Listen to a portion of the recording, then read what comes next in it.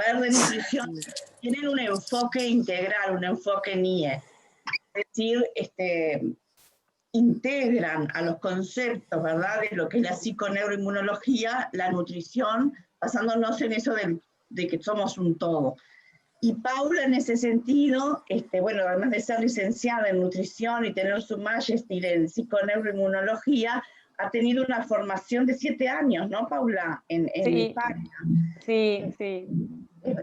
Por lo tanto, es una persona que además tiene la visión de quien ha estado en otros lugares y ha visto otros manejos.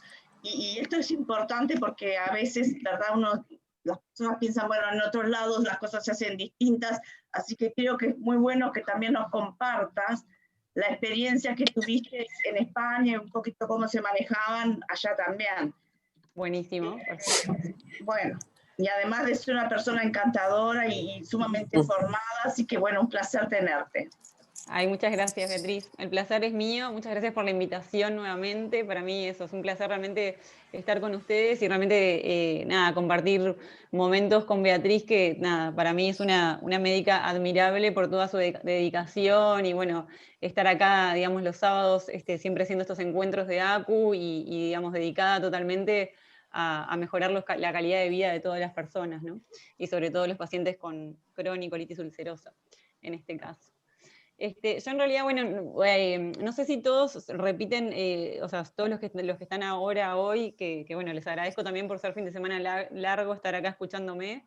Pero bueno, que también, o sea, quiero aclarar que algunas cosas que voy a decir ya las dije en algunas otras charlas y bueno, obviamente vamos a repetir por si se renueva el auditorio y bueno, algunas otras cosas van a ser otras informaciones un poco más nuevas.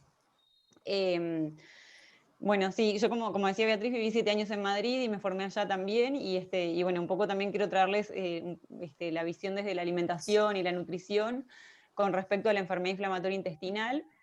Va a ser una charla más bien con conceptos generales, porque como ustedes saben también, digamos, estas patologías, como que cada una, por más que puedan tener algunas cuestiones en común, cada una de ellas es particular y tiene como sus características, que lo ideal es analizarlos después en el conjunto, en un equipo interdisciplinario, con la gastroenteróloga, la nutricionista, y ver cada caso particular, qué recomendaciones específicas hay que realizarle para esa persona, y teniendo en cuenta otros factores que bueno, yo ya arranqué, no sé si ya arrancaba, ¿no, Florencia? Sí, está, perfecto. Está, Un minutito ¿sí? que se corte, yo les voy a avisar, pero sí. Ah, bueno, perfecto, bien. Bueno, acá lo que les quería mostrar es un poco esta visión que ya adelantaba Beatriz, ¿no? Y que tenemos también como profesionales de la salud, que nos hemos formado ambas, cada una en su disciplina, pero en esta mirada integrativa del ser humano y de la salud, que sabemos que dependen de muchos factores, ¿no? Sabemos que el sistema inmunológico, que es el de las defensas, está conectado con el sistema endocrino, que es el de las hormonas, con el sistema nervioso, como que sabemos que nuestras emociones de alguna forma repercuten también en nuestra salud. Y esto, digamos, más allá que uno capaz que lo puede saber porque lo intuye, a nivel científico está demostrado realmente que están todos estos sistemas interconectados, ¿no? Que hay neuromediadores, citoquinas inflamatorias, bueno, distintas sustancias que hacen que haya una comunicación entre todos estos sistemas. Y para nosotros, más allá que yo obviamente me focalizo en el tratamiento de la alimentación y las recomendaciones de la alimentación, quiero como transmitirles también que, digo, también para que ustedes, digamos, como para pacientes, como personas, tengan en cuenta que no solo influye en nuestra salud la alimentación, sino que por supuesto que influye, como decía, factores como cognitivos, que son nuestros pensamientos, nuestras creencias, ¿no? Si nosotros estamos convencidos de que si me voy a comer unas lentejas me van a caer mal, bueno, más allá de que me puedan caer mal porque fisiológicamente quizás no las tolero, también la creencia de alguna forma me predispone a que me caiga mal también, ¿no? O sea, como que hay, digamos, sabemos que es multifactorial también los procesos, bueno, o sea, en este caso digestivos, como que hay algunas influencias también de las creencias y las emociones, ¿no? Por más que a veces sea difícil de medirlo en estudios científicos. También hay cuestiones, digamos, psicoemocionales, de los vínculos, la relación que yo tenga con mi familia, con mi pareja, con quien viva, la situación socioeconómica, socioecológica, sabemos que todo eso también va a repercutir. En este caso hablo de la salud, la alimentación, bueno, digamos también el acceso que yo voy a tener a determinado tipo de alimentos, según también mi economía, que bueno, obviamente ahora con crisis mundial muchas personas, digamos, están afectadas en este aspecto, ¿no? Factores espirituales del sentido de vida, si yo realmente estoy deprimida, ¿no? Y o sea, como que no tengo ganas de vivir, es muy difícil que quiera comer, por ejemplo, ¿no? Entonces como que también por eso es importante esta mirada integral y en lo posible el trabajar en equipos multidisciplinarios, en algún caso con psicólogos, ¿no? En estos casos así como más graves de depresión, por ejemplo, para fortalecer que todo pueda trabajar en conjunto, ¿no? Que todos estos sistemas puedan funcionar en conjunto. Y bueno, y también tener en cuenta que nuestro pasado va a influir en nuestro presente y a su vez el futuro también va a estar incidiendo, ¿no? Esto que decía un poco de las creencias, o sea, si yo, no sé, ya creo que porque tengo un diagnóstico de cualquier tipo de enfermedad, ya mi calidad de vida va a ser mala y tengo esa creencia, eso me va a estar como limitando en mi presente también, de alguna forma, ¿no? Entonces, todos estos aspectos tenemos que tener en cuenta y bueno, y tratar de trabajarlos y de modificarlos, ¿no? Porque también los pensamientos uno puede trabajar para modificarlos y bueno, así como el estilo de vida también. ¿Ah? Y el pasado me refiero también a esto de, no sé, familias que quizás vinieron de épocas de hambruna, ¿no? Inmigrantes, por ejemplo, y que, bueno, que se les enseñó que todos los que se les sirve en el plato hay que terminarlo, y uno a veces tiene como esas cuestiones arraigadas, que es así, que no se puede dejar comida en el plato. Bueno, esas cuestiones también hay que pensarlas, ¿no?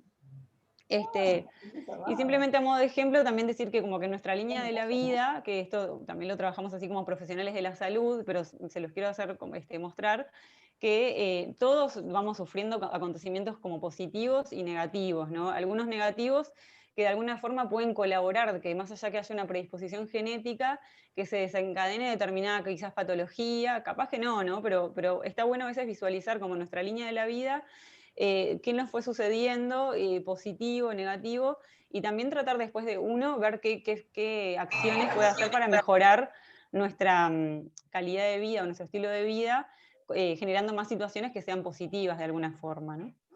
Pero bueno, esto es la realidad de todos, pero también hay veces que está bueno visualizarlo y ver cuando tenemos muchas cuestiones negativas bueno, que a veces sabemos que nos van a estar predisponiendo a tener una menor salud.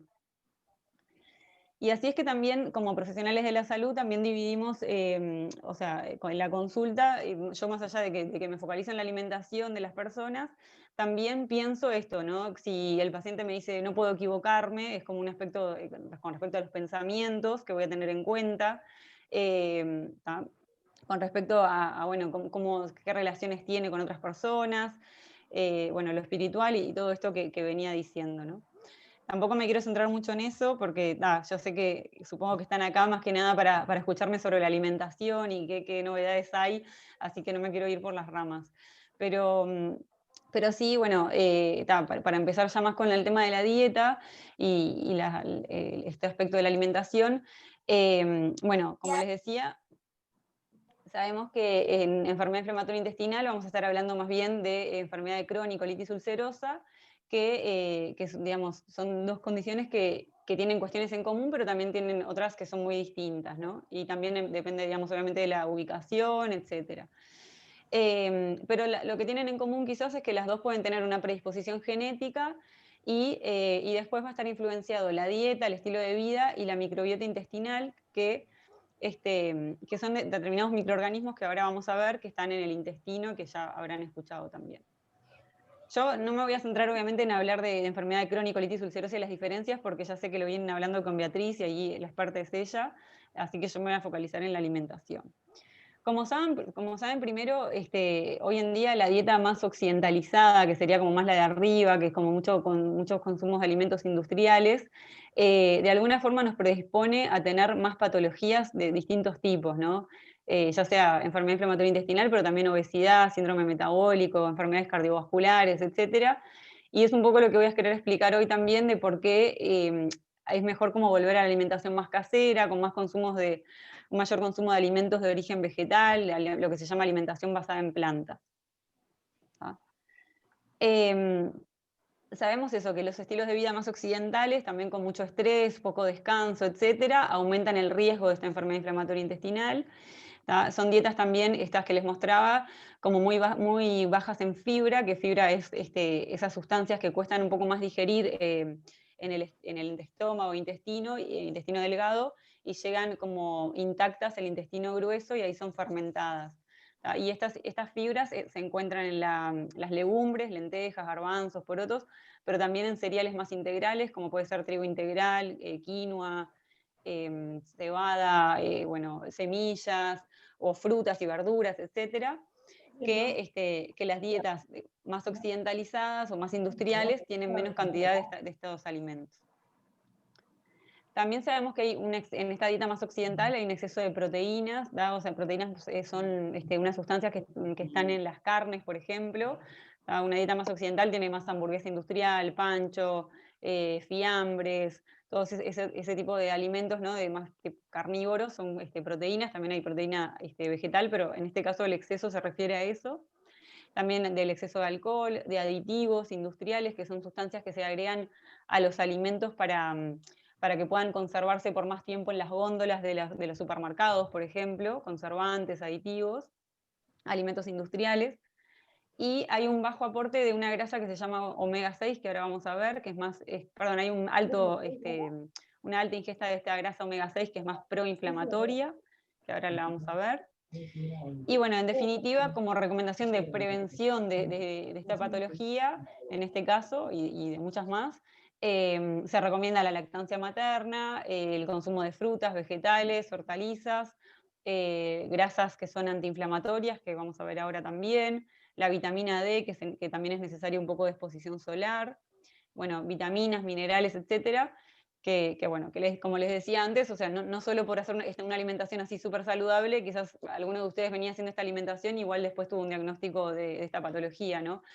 O sea, nada es unifactorial, pero sí que hay muchos estudios que muestran que este tipo de alimentación puede prevenir y de alguna forma mejora la calidad de vida también de los pacientes que ya tienen un diagnóstico. En sí, les traigo estas guías que son de la Sociedad Europea de Nutrición, que después si quieren también se la puedo mandar a Florencia, o capaz que Beatriz ya se las compartió, no sé, eso, pero para que las tengan, digo, es una guía donde tiene las recomendaciones del 2020 en distintas etapas que sabemos que suceden durante el curso de esta patología, ¿no? Como puede ser al diagnóstico, en el brote, o en la remisión. Bueno, sabemos bueno, que en cada uno de estos momentos tiene como recomendaciones, y como es de una sociedad europea y es un consenso internacional, se basa como realmente en estudios científicos que sean como muy bien hechos bueno, y en definitiva lo que dice también como conclusión que les traigo acá, estas guías, es que no se recomiendan dietas de exclusión por ejemplo, para inducir la remisión. Es como que en cierta forma estas guías también, digo, muestran varias cosas que vamos a ver ahora, pero como que por ahora no indica que haya una dieta específica para determinados, o sea, para mantener o para inducir o para mantener la remisión, que sea como sacando alimentos. O sea, en realidad lo que trata de decir es como que pueden comer de todo tipo de alimentos, más allá de que después hay que ver la situación particular de cada uno de ustedes y bueno, y ver si realmente es necesario hacerle alguna restricción, ¿no? Pero en líneas generales es como más bien permisivo en ese aspecto, ¿no? Bueno. Pero de todas formas sí habla de algunos alimentos que, como les decía, que favorecen la prevención de no tener esta enfermedad, y también como en los momentos de remisión, quizás mantener un poco más la remisión y sobre todo mejorar la calidad de vida. Y ese tipo de dieta o patrón de alimentación que se llama, es como parecido a lo que es la dieta mediterránea, que ya hemos hablado en otras charlas, y bueno, igual le sirve para refrescar, para recordar capaz, pero se basa más bien en una alimentación como esto, como con muchos frutas, verduras, aceite de oliva, que es el aceite de oliva extra virgen, digamos, que es como obtenido prensado en frío, entonces tiene más antioxidantes, es de mejor calidad, hierbas, especies. Después vienen como más las carnes blancas, más bien pescado tipo salmón, sardinas, que tienen omega 3, que es una grasa antiinflamatoria. Después tiene el consumo de huevos o lácteos, pero ya en menor cantidad. Y primero carne blanca, como pollo. En el caso ahí de la dieta mediterránea a veces recomiendan también conejo, por ejemplo. Y carne roja con un poco menor frecuencia, ¿tá? Y obviamente todos los dulces o lo industrial en la cima de la pirámide con menor frecuencia, ¿no? Y sobre todo esta dieta mediterránea, que está declarada como Patrimonio Inmaterial de la Humanidad en el año 2010 por la UNESCO, se ha visto que tiene como también un efecto muy protector de todo lo que es la patología cardiovascular, de la enfermedad cardiovascular, porque tiene como este efecto antiinflamatorio de alguna forma, ¿tá? Y también favorece todo lo que es, o recomienda lo que es la sociabilización, el comer en familia, disfrutando de la comida, saber de dónde vienen los alimentos, hacer ejercicio físico, tomar agua. Favorece también el descanso, como saben que es de los países que bordean al Mediterráneo, España, Italia, ¿no? Y se recomienda también la siesta, por ejemplo, un estilo de vida un poco más tranquilo, el que solemos llevar. Por otro lado, bueno, esta dieta, o sea, que esta sería como una de las recomendadas, ¿no? Que de hecho voy a tratar de ir respondiendo a algunas preguntas que me pasaron Beatriz y Florencia, que ustedes fueron realizando. Vamos a tratar de ir resolviéndolas a lo largo de la charla.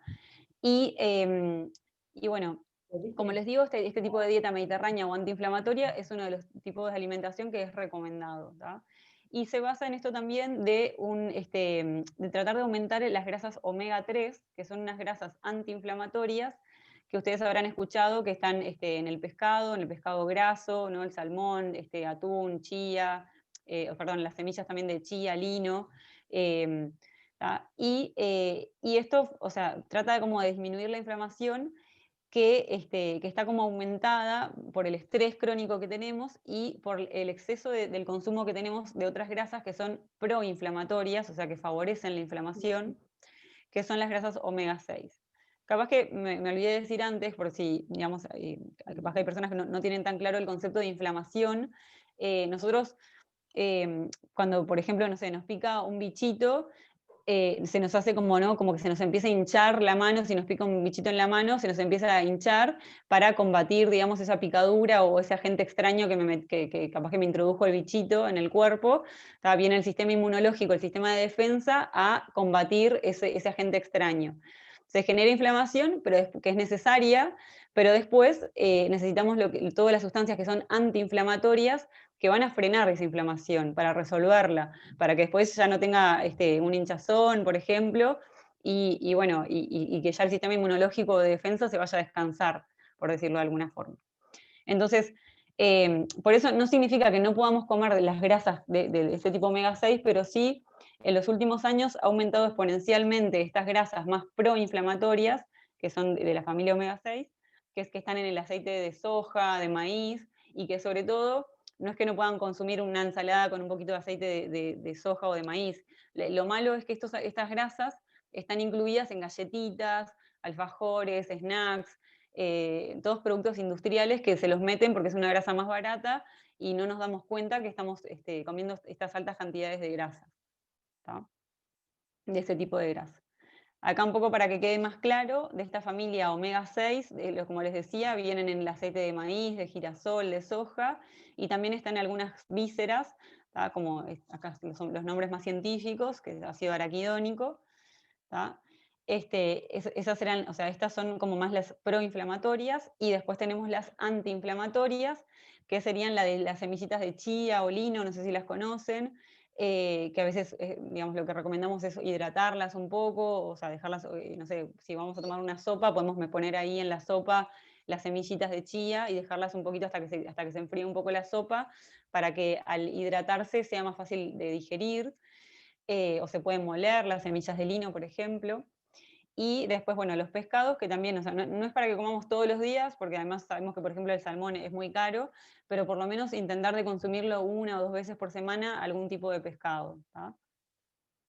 Porque, como les decía, cuando tenemos una herida, ¿no? O un alérgeno, o un microorganismo, etcétera, que algo que viene como a atacarnos, necesitamos que haya inflamación, y a veces que puede ser mismo nuestro propio cuerpo bueno, que responde, que genera una inflamación, y bueno, la inflamación se genera, como les decía, con unas sustancias que se forman con estas grasas omega 6, de estos aceites que les digo, de productos industriales, que ayudan a generar la inflamación, y después hay otras sustancias que frenan la inflamación, que se llaman resolvinas, ¿tá? Que resuelven, y que se generan por el consumo también de esta grasa más del tipo omega 3.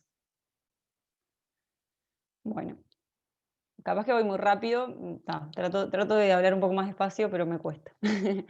Em, bueno, por un lado, por otro lado, quería contarles un poco esto de la microbiota intestinal, que habrán escuchado, ¿no? Y tenemos dos conceptos que empiezan a sonar últimamente, que es microbiota o microbioma. Microbiota habla de todos los microorganismos que pueden ser bacterias, virus, parásitos, em, digamos, hongos, levaduras, etcétera, que se encuentran en un hábitat, ¿tá? Y en este caso, o sea, nos vamos a referir de la microbiota intestinal, que son esos microorganismos que se encuentran en todo el tracto gastrointestinal y sobre todo en mayor cantidad en el intestino grueso. Y lo que se llama microbioma es el conjunto de estos microorganismos más sus genes, que sus genes es como el código genético, ¿no? Y entonces se habla también de microbioma por eso.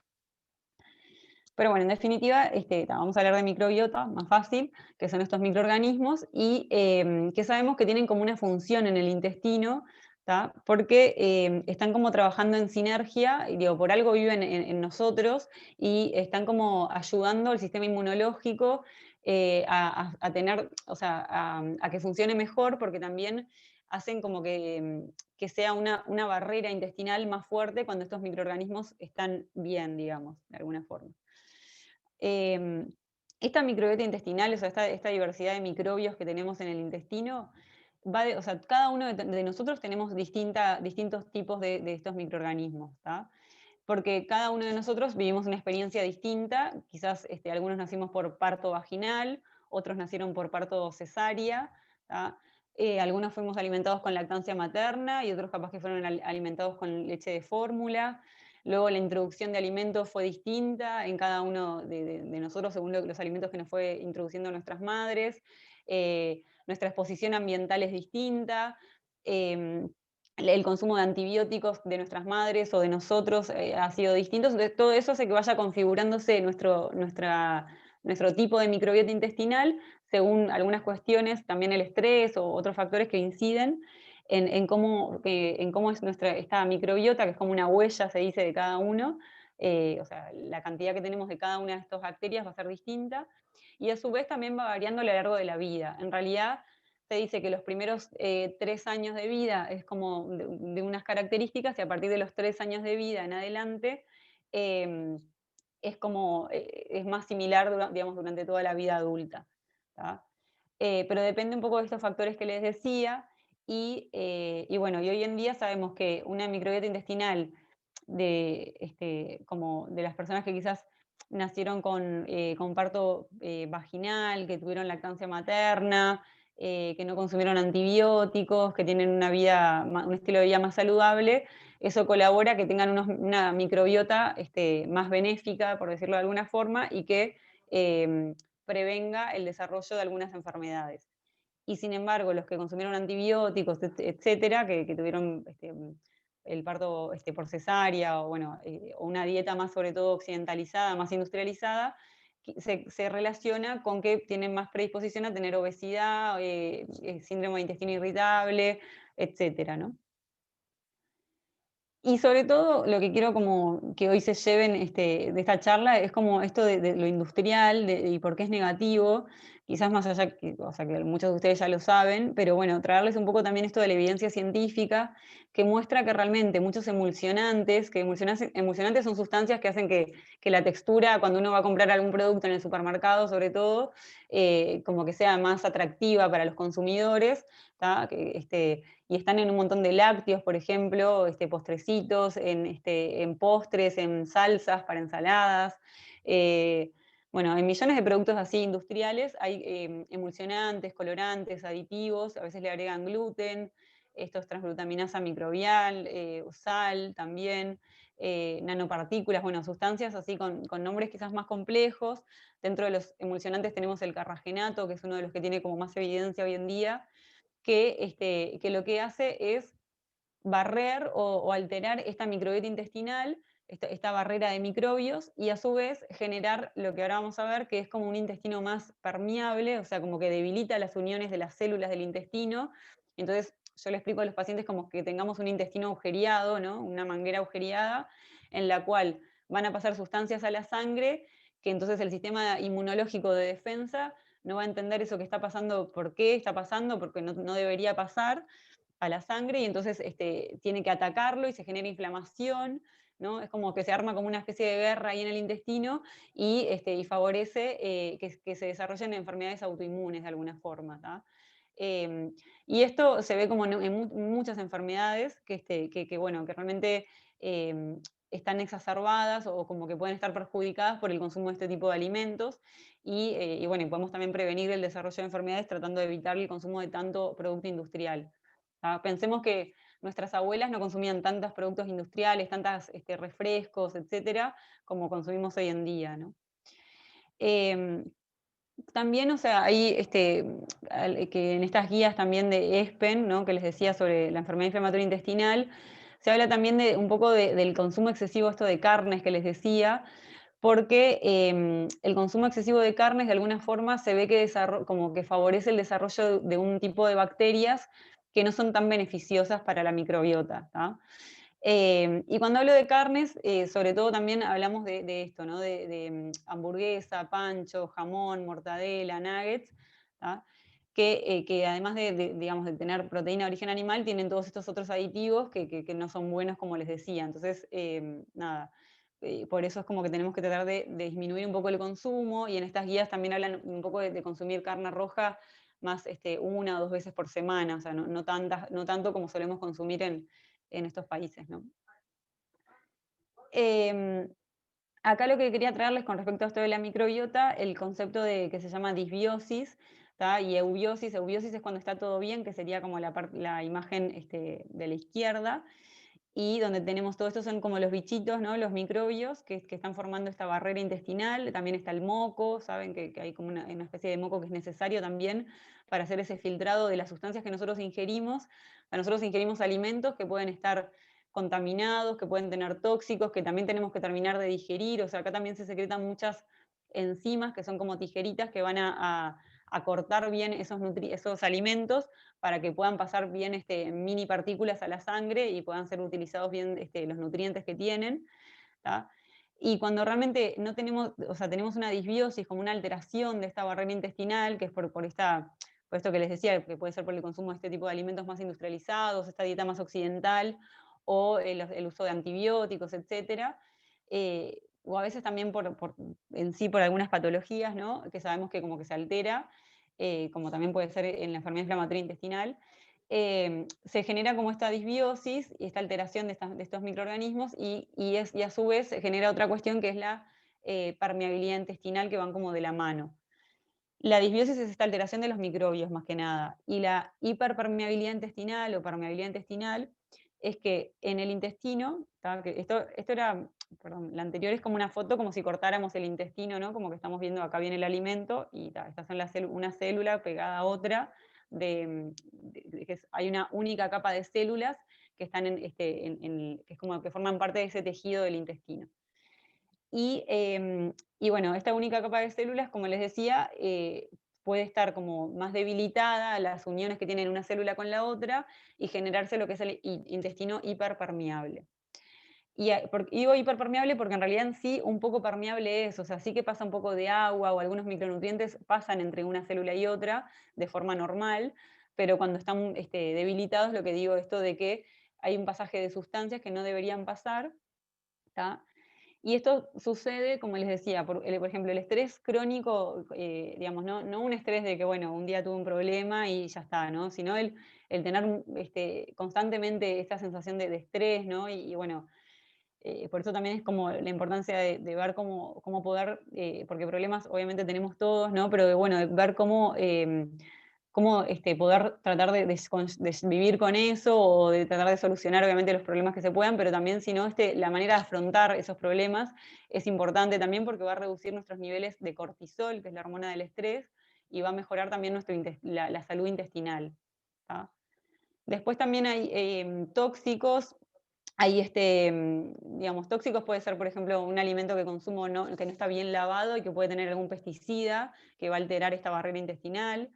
Hay partículas de los alimentos, que ya lo dije, los emulsionantes, etc. Hay antibióticos que barren la flora también buena, ¿no? Que antes se decía flora, la microbiota, estos microbios buenos. Hay patógenos también, si yo consumo un alimento en mal estado y que tiene, no sé, un